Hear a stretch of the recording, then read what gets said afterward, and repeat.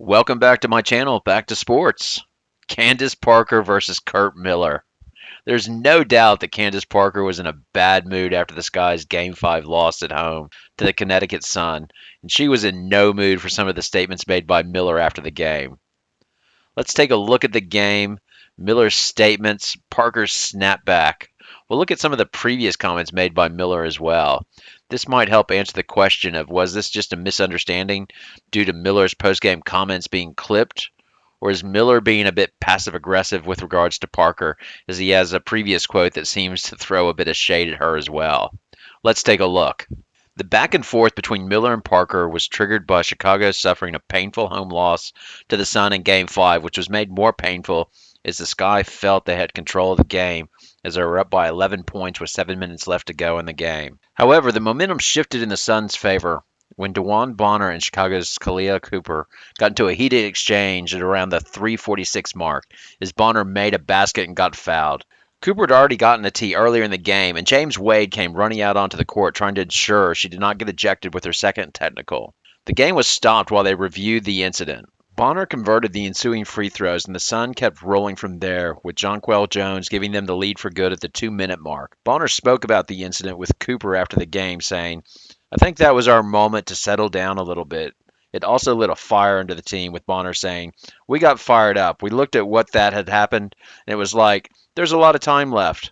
That's all the fire we needed." Parker walked straight to the locker room after the game, not staying to shake hands with opposing players or coaches or commiserate with her teammates. However, she did speak after the game, saying that she would take time to decide on her future. She did not want to return as she felt like her skills had declined and she was not able to play at the level she holds herself to, as she does not want to cheat the game. Parker has previously spoken about how she feels the losses more than the wins, saying she's still trying to make peace with the playoff loss in her rookie year.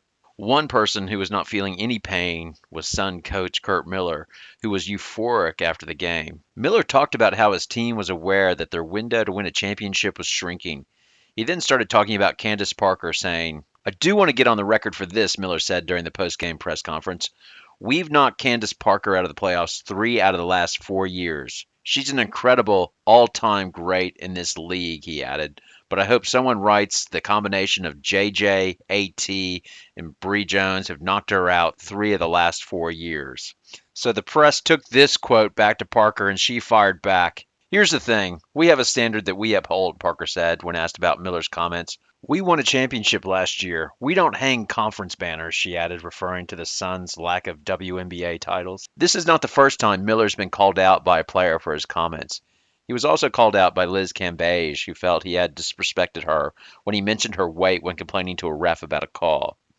She released a video referring to Miller as that little sir man. Miller apologized after the incident and was fined $10,000. He and Cambage spoke later in the season, and reportedly they hugged out their differences. Is this latest episode with Parker? Is it a case that his comments were clipped? Or do these guys have a bit of bad blood from when Miller coached Parker when he was an assistant with the Sparks? Here are Miller's full comments during the press conference. Yeah, again, and DB's never going to take credit, but what she's done in the locker room in the last few days has really, really galvanized those players.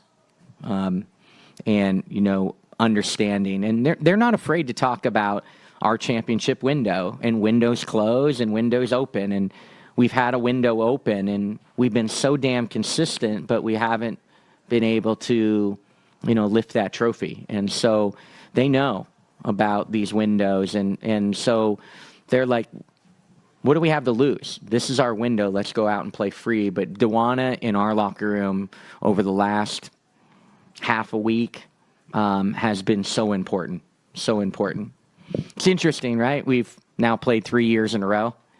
3 years in a row, we've knocked out Chicago twice, and they knocked us out, and they'll take their championship for sure. It won't mean anything if we can't find a way to the finish line.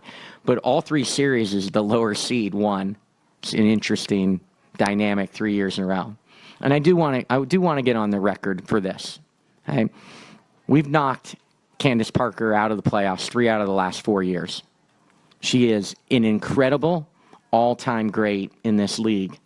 But I hope someone writes the combination of JJ, AT, and Bree Jones have knocked her out 3 out of the last 4 years. I hope that post group gets credit for what they do night in and night out for us. I really hope our post game gets the credit they deserve. So what do you think of his full comments? Were his quotes taken out of context? I was leaning towards this, but then I started doing some searching and found this quote from Miller praising Candace Parker in The Athletic. The article outlines how Miller coached Parker for one season when he was an assistant coach for the Sparks in 2015 and has quotes from him praising her about how she's gotten better, saying, her fitness and strength and the intangibles that she's added late in her career is impressive, Miller said. She's really fit and plays with a really high motor, and it's physical. She doesn't take plays off anymore. It's impressive to watch. Now, to me, that sounds like the most backhanded of backhanded compliments.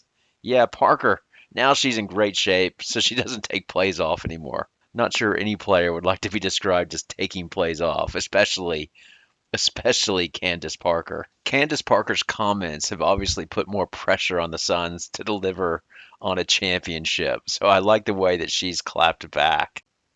It's also interesting the player that Miller praises the most in the press conference, Bonner.